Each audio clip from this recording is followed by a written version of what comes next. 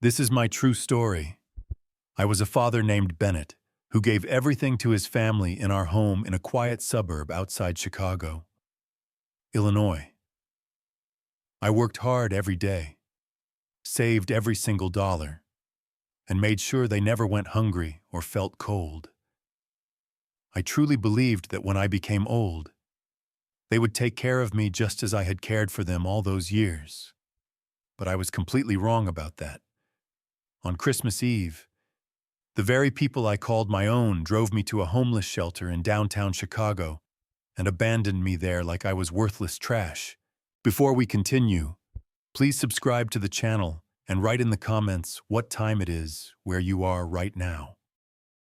It was terribly cold that night, the kind of cold that burns deep in your chest every time you take a breath.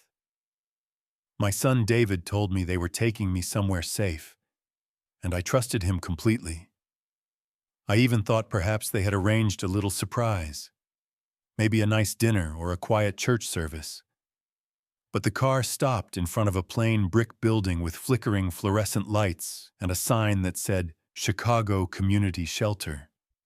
David refused to look me in the eye when I asked what we were doing there. He simply pointed toward the door and said they could no longer manage having me around. Then he opened the trunk, grabbed my old worn coat, and tossed it into my lap without a word.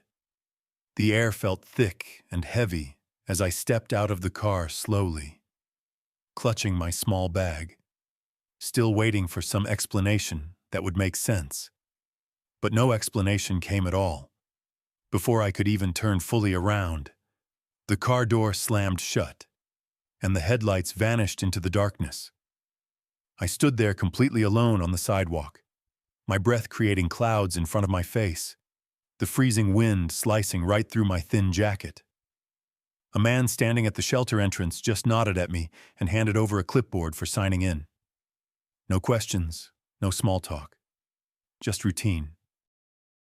I wrote my name with hands that were shaking badly, trying hard not to break down and cry in front of total strangers. I had never once imagined that after decades of hard work, paying every bill, every mortgage payment, every hospital expense, my final days would be spent here, discarded like an unwanted parcel. Inside the shelter, the air smelled strongly of hot soup mixed with harsh cleaning chemicals. People were stretched out on narrow cots covered with thin blankets, some whispering quietly to each other, others already fast asleep. I found an empty cot against the far wall and sat down heavily, my hands still stiff and numb from the intense cold.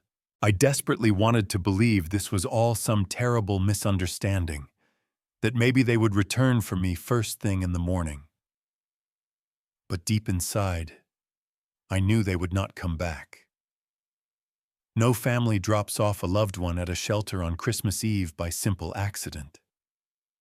As I lay there on that hard cot that night, my mind went over all the years I had devoted to raising them. The endless early mornings, the exhausting double shifts at work, the joyful Christmas mornings when I stayed up late wrapping presents so they would wake up to smiles and excitement. I had given them absolutely everything I had, my time, my money, my unconditional love, never once asking for anything in return. And yet this was the thanks I received. They claimed there was simply no room left for me in the house, the very house I had built with my own two hands, brick by brick in that Chicago suburb. The house I had paid for through years of sacrifice, the same house where I once carried my children to bed when their little legs were too tired to walk anymore. Outside in the distance, I could hear groups of carolers singing traditional songs, their voices soft and almost mocking in the quiet night. I remembered how we used to sing those same carols together as a family. My late wife, Margaret, had loved Christmas more than any other holiday, and she would have been utterly heartbroken and ashamed to see what our children had turned into. I turned over restlessly on the cot, feeling the cold metal frame pressing painfully into my back. I stared up at the cracked ceiling, counting every line and flaw just to keep my heart from shattering completely. One of the kind volunteers passed by and handed me a small cup of lukewarm coffee without being asked. It was the single kindest gesture anyone had shown me in days, and I nodded my thanks silently because words felt far too inadequate for the depth of pain I was carrying. All around me, people were snoring softly, coughing in their sleep, or whispering quiet prayers into the darkness. I did not pray that night. I simply closed my eyes and made a solemn promise to myself that if I ever managed to leave this shelter behind, I would never again depend on anyone. Not my son, not any relative, no one at all. The very first sensation I felt upon waking that Christmas morning was a deep, crushing shame that settled heavily in my chest and refused to lift. When I finally opened my eyes, the shelter's dim lights were still on, and volunteers were serving breakfast on paper plates, watery oatmeal and weak, burnt-tasting coffee. People lined up quietly with their heads bowed low, and I joined the line, trying my best to blend in even though I could feel curious or weary eyes upon me. I used to walk confidently into restaurants where staff and owners greeted me with genuine respect. But now here I was, standing in a charity food line like any beggar. I carried my tray to a table and sat down, staring at the unappetizing food while my hands trembled slightly, forcing myself to eat, because pride alone cannot fill an empty stomach. Across the large room, an elderly man was mumbling to himself about how his own children had forgotten him completely, just like mine had done to me. A woman nearby wiped silent tears from her eyes as she clutched a faded photograph in her worn hands. It hit me then that I was far from the only person who had been discarded by their own family. The world outside these walls loves to pretend it values kindness and compassion. But inside a place like this, the harsh truth is impossible to ignore. People only seem to love you as long as you remain useful to them. My old coat was still thin and ragged, the zipper long broken, the pockets torn and frayed, yet it carried the faint familiar scent of my former home, wood polish, laundry detergent, and the warmth that no longer belonged to me.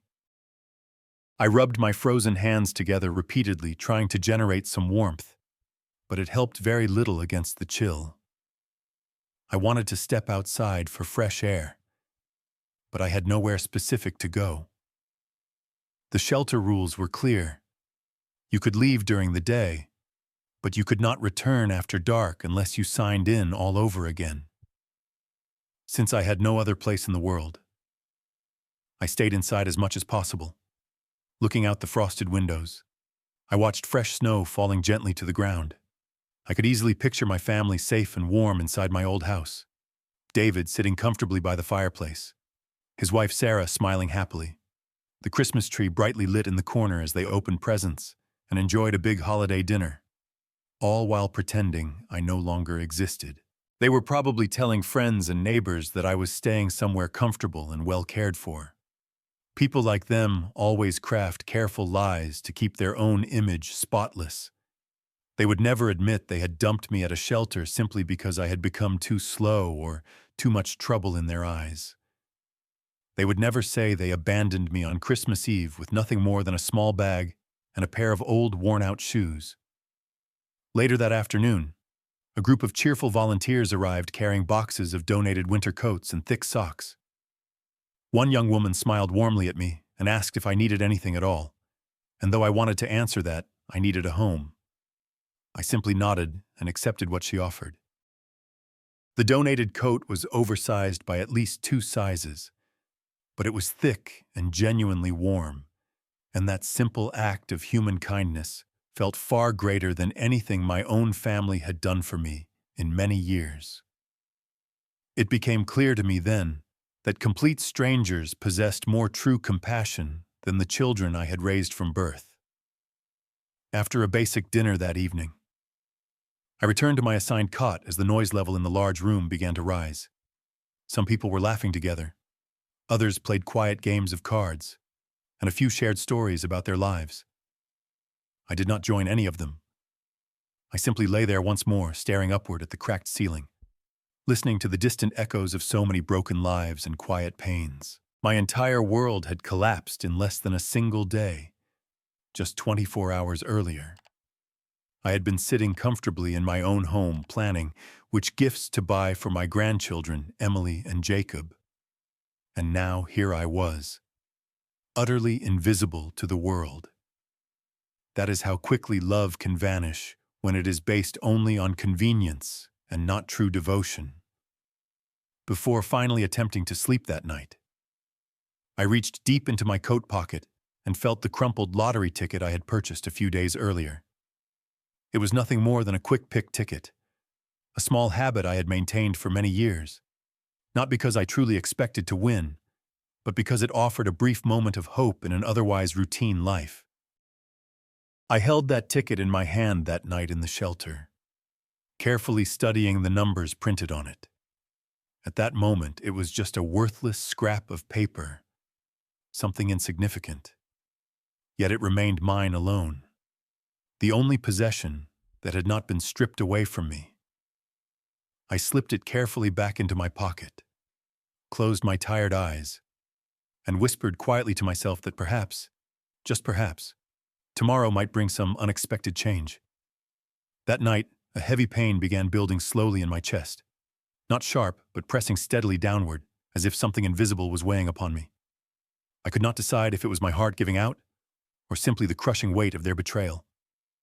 Every time I drifted close to sleep, I saw their faces clearly. David, Sarah, little Emily and Jacob, all smiling casually as they drove away, leaving me behind. Morning arrived without anyone coming to fetch me.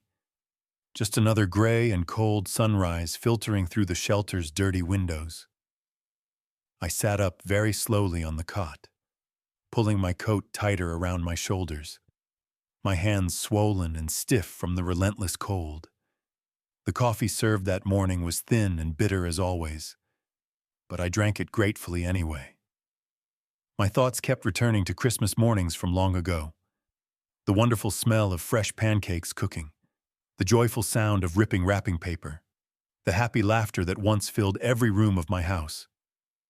Now that same house was fully decorated and warm, brightly lit with holiday cheer, and they were likely gathered around the dining table where I used to carve the turkey each year. I had built that home with my own hands and years of labor, and now it was occupied by people who could not even offer me a bed for a single night. The other residents in the shelter began opening up about their own families. One man shared how his daughter had stopped calling after her wedding. Another spoke of sons who only visited when they needed money. I came to understand that special, slow-burning heartbreak that comes when your own flesh and blood turns coldly away from you. It does not end you quickly. It simply drains your spirit away piece by piece over time. I did not speak much myself. I mostly listened quietly because every story shared the same painful ending: forgotten parents, shattered promises, and empty family homes. Once the snow finally stopped falling, I stepped outside for some fresh air, walking slowly for a few blocks since my knees were painfully stiff from the cold.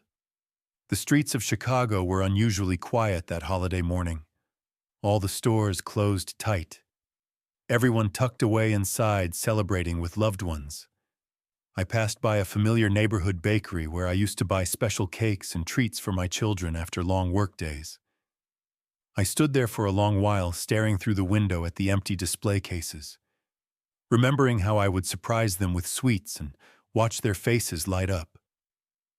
Those warm memories should have brought comfort, but instead they cut deeper than the winter wind ever could. I eventually sat down heavily on a cold bench outside a closed shop, feeling my chest grow even tighter than before. I pressed my hand firmly against it and focused on taking slow, deep breaths. I was not truly afraid of dying right there. What frightened me far more was the thought of dying completely forgotten by everyone who once mattered. The idea that no one would even notice or care if I simply disappeared terrified me more than the freezing temperatures. For the first time in my life, I questioned what all those decades of endless hard work had truly been for. You raise children believing they will carry forward the love you gave them, but sometimes they only carry away your money and leave you behind. When a shelter volunteer drove by later in a van offering rides around the area, I climbed aboard gratefully. She looked at me with concern and asked if I was all right. And I just nodded because there was little point in trying to explain the depth of it all. People often feel pity for elderly men living in shelters, but they rarely understand the unique pain of betrayal by family. It is not merely about poverty or lack of money. It is about being completely erased from the lives of the very people you built your entire world around.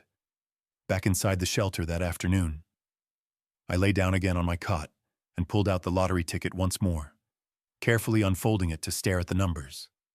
7, 14, 23, 31, 39, and 52. The bitter irony of the situation almost made me laugh out loud. A broke and abandoned old man clutching a meaningless piece of paper that promised dreams that would never come true.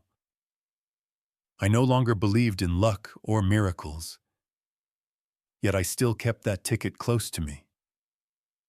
It was not about hope anymore.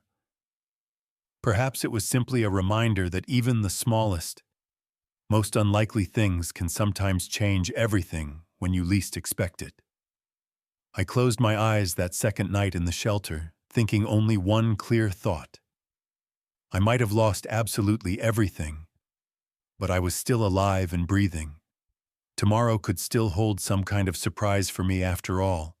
That small lottery ticket became the very last thing I owned that truly felt like it belonged only to me. I had bought it just 2 days before Christmas while I was still living at home in the suburb. David had sent me to the corner store for groceries, and after paying for everything he needed, I had a few dollars left in my pocket. Without much thought, I purchased one single lottery ticket, just one, as I had done every week for years. It was never about serious dreams of winning big. It was simply an old habit.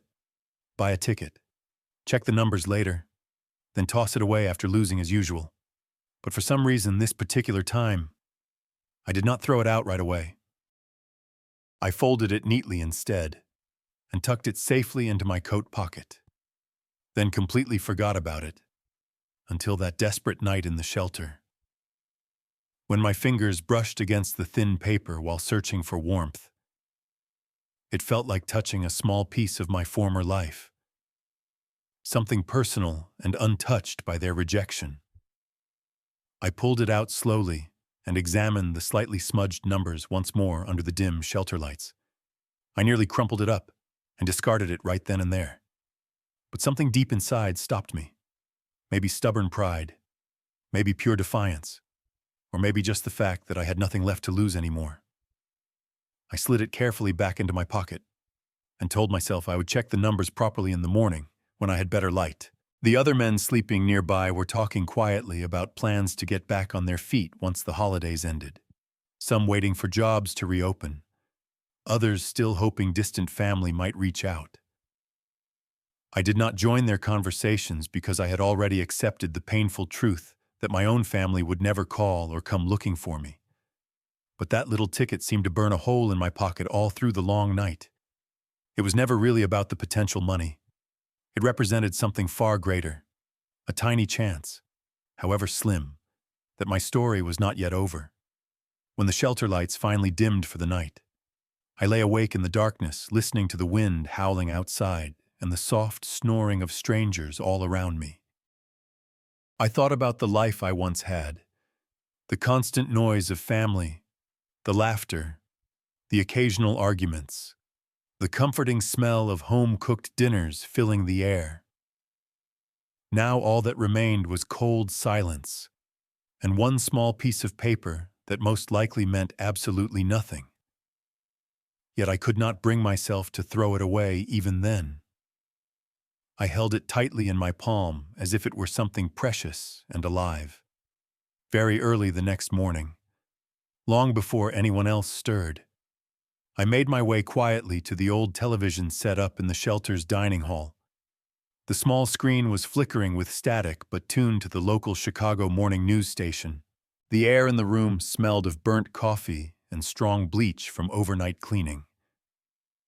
I did not expect anything at all from watching the broadcast.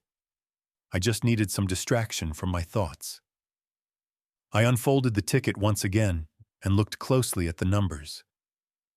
7, 14, 23, 31, 39, and 52. I whispered them quietly to myself several times, almost like a prayer I no longer fully believed in. Then I waited patiently for the lottery drawing segment to begin. As I sat there alone, I could not help thinking about the cruel irony of my situation. Me huddled in a homeless shelter holding what was probably a worthless ticket, while my family enjoyed warmth and comfort in the house I had provided for them. They likely did not even spare a thought for whether I was alive or suffering. I rubbed my cold hands together vigorously for warmth and kept my eyes fixed on the flickering screen. The cheerful news anchors were smiling brightly, chatting about holiday miracles and lucky winners during the season.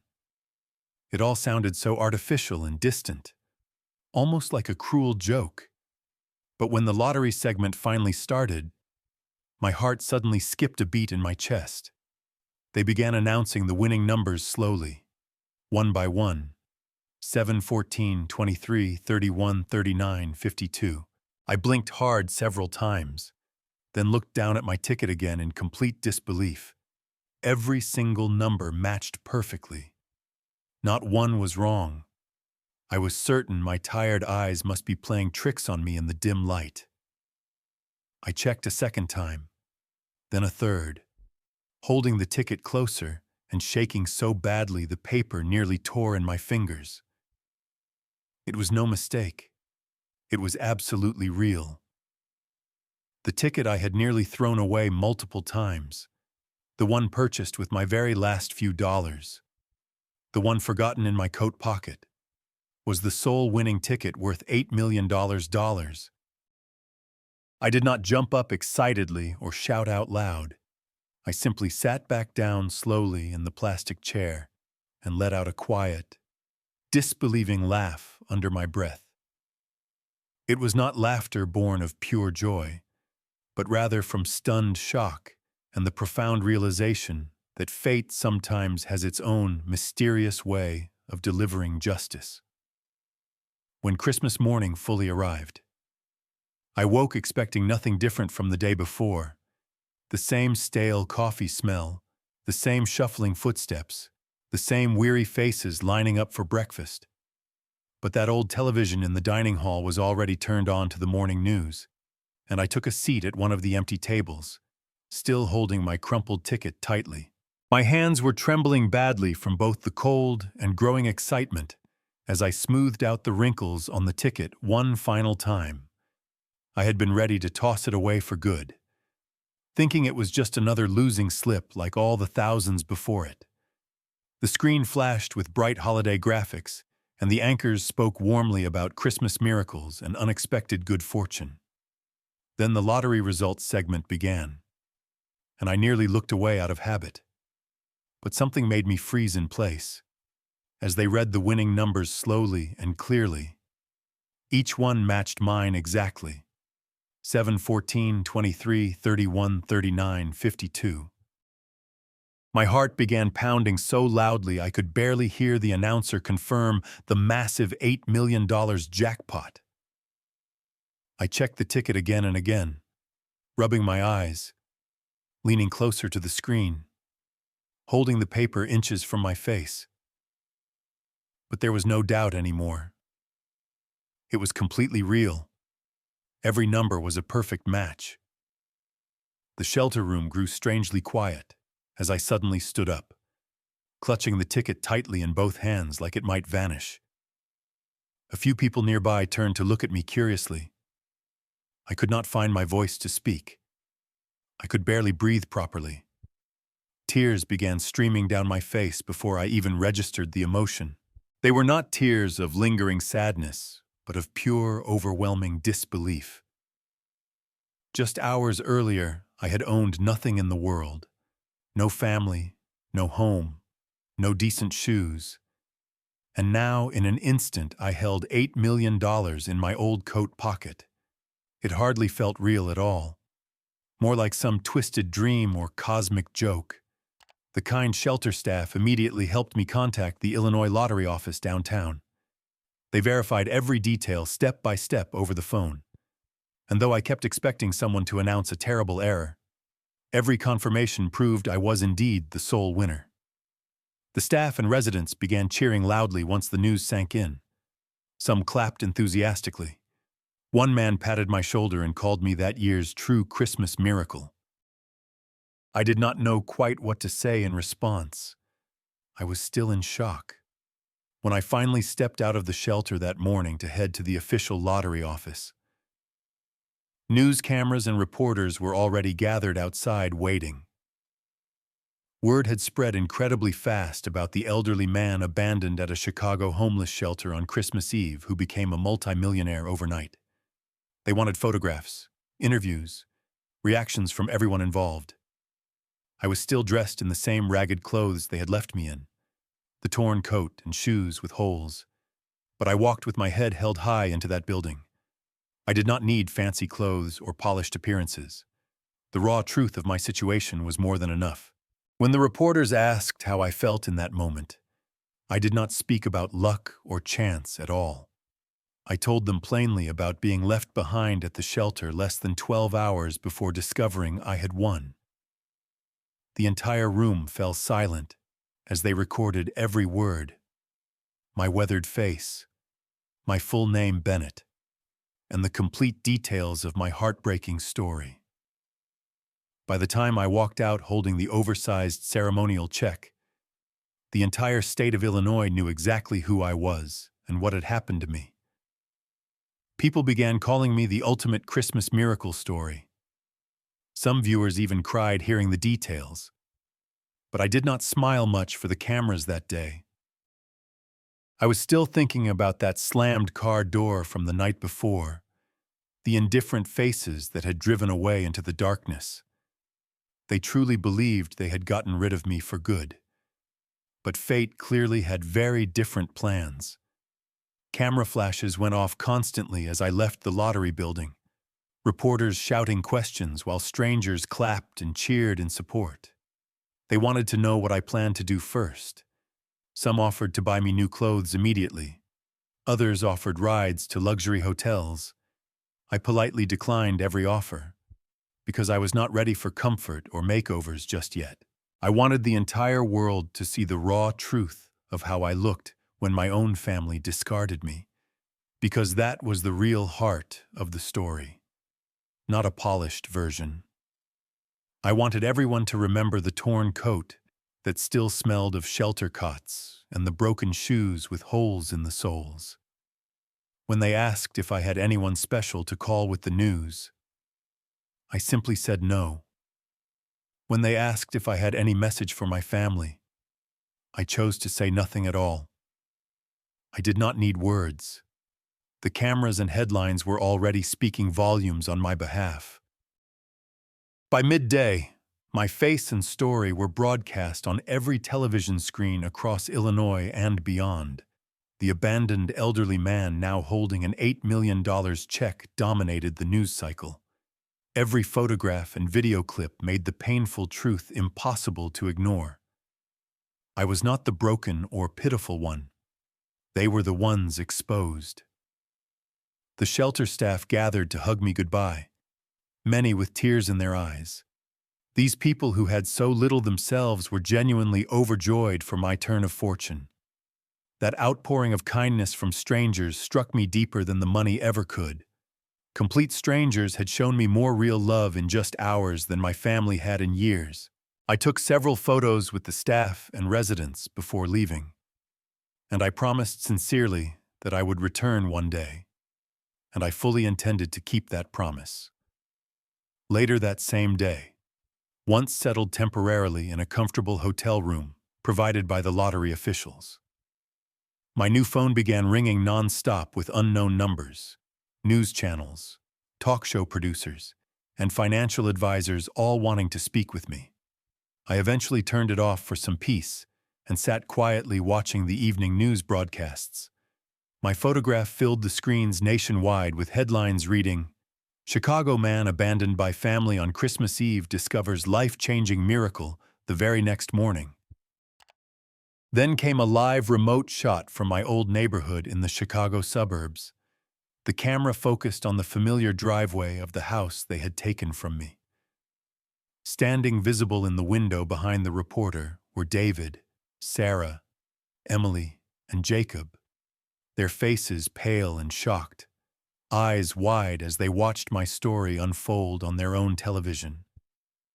The entire world now knew the truth. Their neighbors knew. Their co-workers knew. The people they socialized with knew every detail. I could only imagine the wave of regret, shame, and perhaps fear washing over them in that moment. They had discarded me thinking it would make their lives easier and more comfortable. And now the man they had left freezing on the sidewalk was suddenly a national headline and multimillionaire. They likely could not step outside without hearing whispers or seeing judgmental stares from those around them. I no longer felt raw anger in that moment. Only a strange calm settled over me.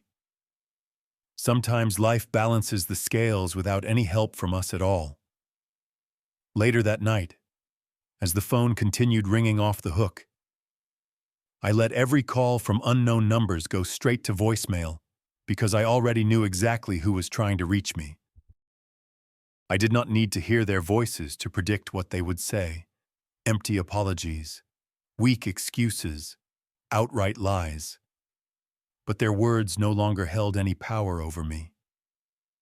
The world had already spoken clearly and loudly on my behalf through every news broadcast. That first night after winning, I finally slept in a real bed with warm sheets, in a quiet room with soft lighting. But even then, I did not smile much. I simply lay there staring at the ceiling, reflecting on how dramatically everything had changed in just 24 hours. From a hard shelter cot to a luxury hotel suite worth more than my old house ever was. I realized that true revenge does not always require anger or confrontation. Sometimes it arrives quietly, wrapped in silence and perfect timing delivered by fate itself. By the very next morning, every local and national station was repeating my story endlessly. My face appeared on newspapers, television screens, and online news sites everywhere. Elderly Chicago man abandoned by family on Christmas Eve wins massive $8 million lottery jackpot the next day became the headline that would not fade. They included every painful detail. My full name, Bennett. My age, the name of the shelter, even the exact suburb where David and his family still lived. News trucks and camera crews camped outside their house for days, reporters interviewing neighbors who did not hold back their disgust, calling the act heartless, cruel, and utterly shameful. Someone even placed a large sign on their fence that simply read, "Shame" in bold letters. Sarah attempted to contact local stations claiming it was all a terrible misunderstanding, insisting they had only placed me in the shelter because they could not provide proper care themselves. But by then it was far too late. The evidence was overwhelming, and the public had already judged them harshly. Every video clip and photograph told the undeniable truth. I had been sitting cold and alone in a shelter while they celebrated Christmas warmly at home without me. I remained quiet throughout the media storm, refusing most interview requests and never posting anything publicly myself. My silence seemed to hurt them far more than any angry words ever could have. They could not twist or deny what I never gave them to argue against. Online, old family photos from their social media began circulating widely, with thousands of comments branding them ungrateful, heartless, and greedy. Their carefully curated image of a perfect family shattered completely in less than a day. David began losing work shifts as his employer wanted to distance themselves from the negative attention. Sarah stopped leaving the house almost entirely, and the grandchildren ceased all online activity. In under 48 hours, their comfortable world flipped upside down. not because of anything I actively said or did, but purely because of their own cruel actions finally exposed to the light. The phone calls from them began pouring in, first pleading and apologetic, then increasingly desperate and finally angry. David left one heated voicemail claiming the money belonged to the whole family and that I was deliberately ruining their reputation. I could not help but laugh bitterly at that message. He still failed to understand the basic truth. I had not turned anyone against them at all. They had accomplished that entirely on their own the moment they chose cruelty over basic human decency. While walking through the hotel lobby one evening, a young employee recognized me, approached with tears in his eyes, and said quietly that I reminded him so much of his own father. He hugged me tightly before I could respond, and that single embrace from a complete stranger meant more to me than anything my blood family had offered in years. For so long I had quietly begged for even small signs of love, from people who saw me only as a burden. Now respect and kindness came freely once the truth was known.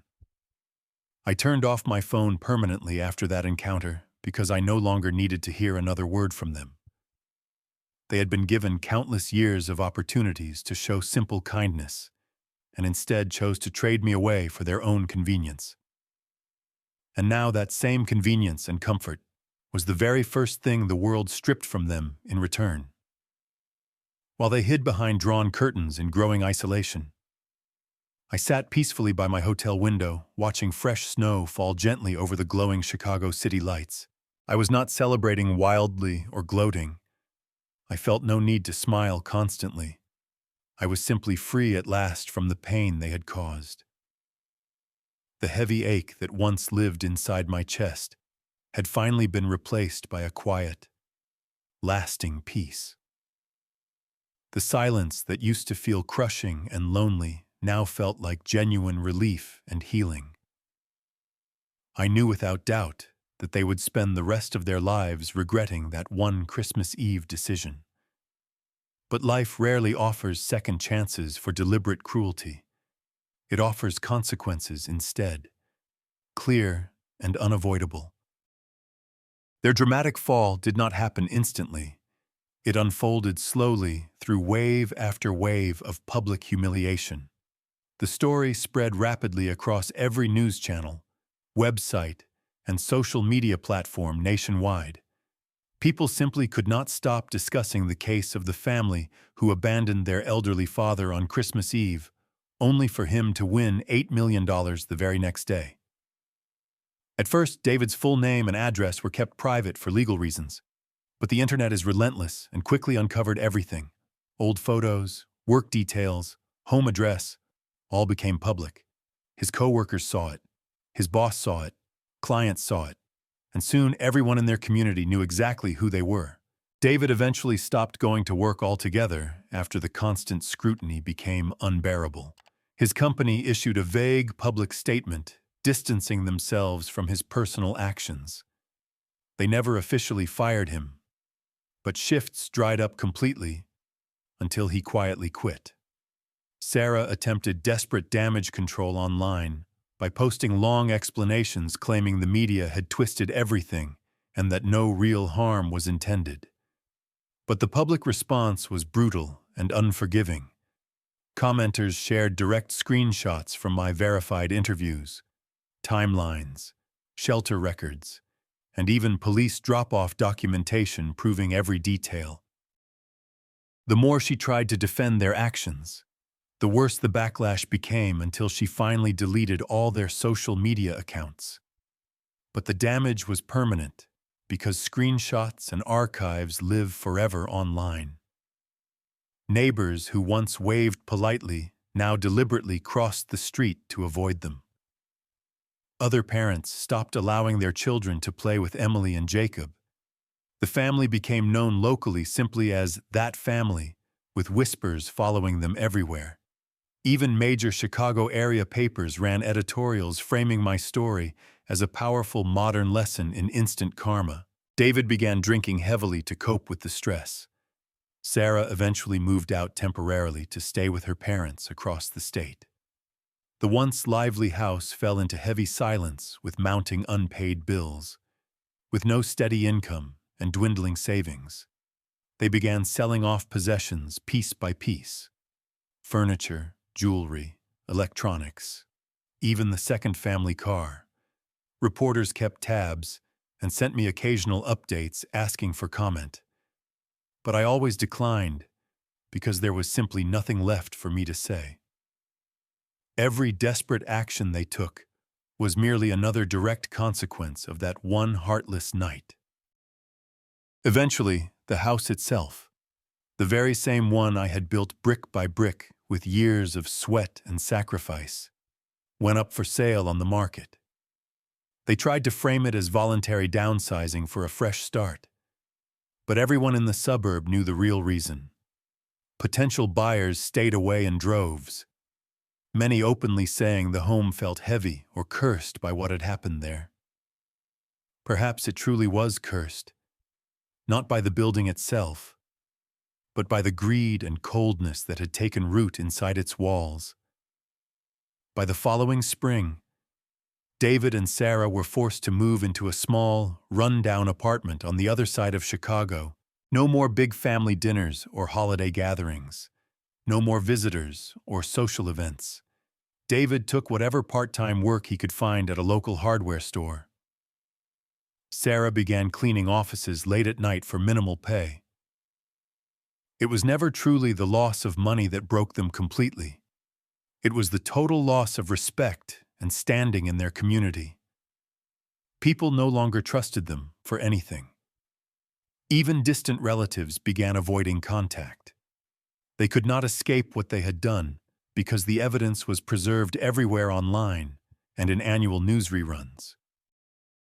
Every single Christmas season, the story would resurface on television specials and viral articles, reminding the entire country of that infamous night. I never once reached out to visit them or send any message of reconciliation. There was simply no need. I purchased a modest but beautiful house directly on the shores of Lake Michigan. Nothing extravagant, just clean, comfortable, and peacefully warm year-round. The fresh lake air smelled of water and freedom. The waves crashed steadily against the rocks in a soothing rhythm. Every morning I would sit out on my porch with a hot cup of coffee, reflecting on how far life had brought me. I was no longer angry or bitter. That fire had burned out long ago, even before the money arrived. What remained was something far stronger and more valuable: true clarity and inner peace. I did not waste the winnings on flashy cars or expensive jewelry or constant media attention.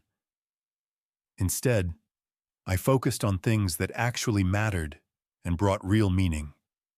The very first thing I did was return quietly to the Chicago community shelter without announcing my identity at first. I simply walked in, took a seat among the residents, and listened to their stories just as I once had. Some familiar faces from that Christmas were still there. Men forgotten by their families, women struggling daily to survive. When they finally recognized me as the man from the news, some wept openly, others smiled wide, and many simply shook my hand with deep gratitude. I immediately arranged for brand new comfortable beds, improved heating systems, and ensured hot, nutritious meals would be served every single day. I covered the shelter's heating bills for multiple winters in advance because that place had given me shelter and dignity when no one else would. And I wanted it to remain a safe haven forever. After that, I quietly established a small foundation dedicated to helping elderly individuals who had been abandoned and had nowhere else to turn.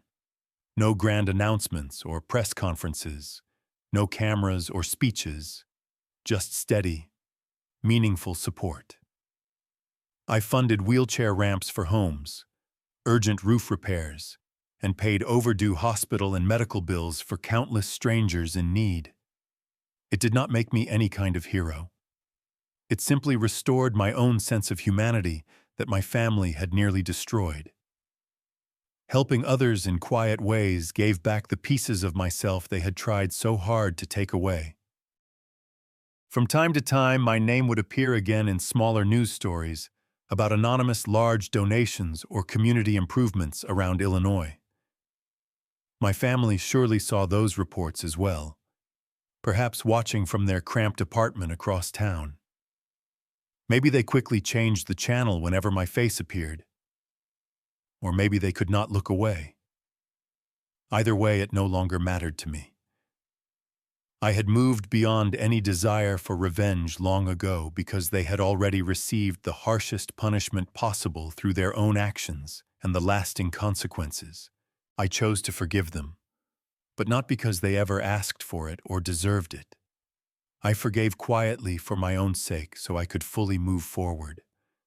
Holding on to hatred only chains you to the same dark place as those who hurt you in the first place. True freedom comes from letting go completely. I never contacted them again, never visited, never sent so much as a card. I did not need to see regret written on their faces to know it lived there permanently. Regret has a way of revealing itself in the heavy silence that follows cruel choices. I knew deep down they would think of me every single Christmas for the rest of their lives. They would remember that cold night and everything they lost because of one irreversible decision. And that knowledge was more than enough for me. Now when December arrives each year, I hang just one simple wreath on my front door. I prepare a small, quiet dinner for myself with basic comforting foods and nothing overly fancy. I sit peacefully by the fireplace watching the holiday lights flicker softly against the walls. And I smile. Not because I am wealthy, but because I survived the kind of deep pain that could have destroyed anyone. I endured and came out stronger, wiser, and finally at peace. Every year without fail, I send substantial anonymous donations to homeless shelters and senior support programs all across the state of Illinois. But I always make certain to sign them personally with my own name, Bennett, the name they once tried desperately to erase from their lives, the name the entire world now remembers as the man who rose from abandonment to quiet triumph. Final thought. They left me freezing in the cold on Christmas Eve, believing I would simply fade away and disappear forever. The very next morning, they saw my face broadcast on every television across America, not as a forgotten burden, but as the man who found strength and justice through fate itself. They threw me away, convinced I was worth nothing. Life proved beyond any doubt that I was everything they never were: kind, resilient, and ultimately unbreakable. If you like this story, please like this video, subscribe to the channel, and share your impressions of this story in the comments. To listen to the next story, click on the box on the left. Thank you for watching.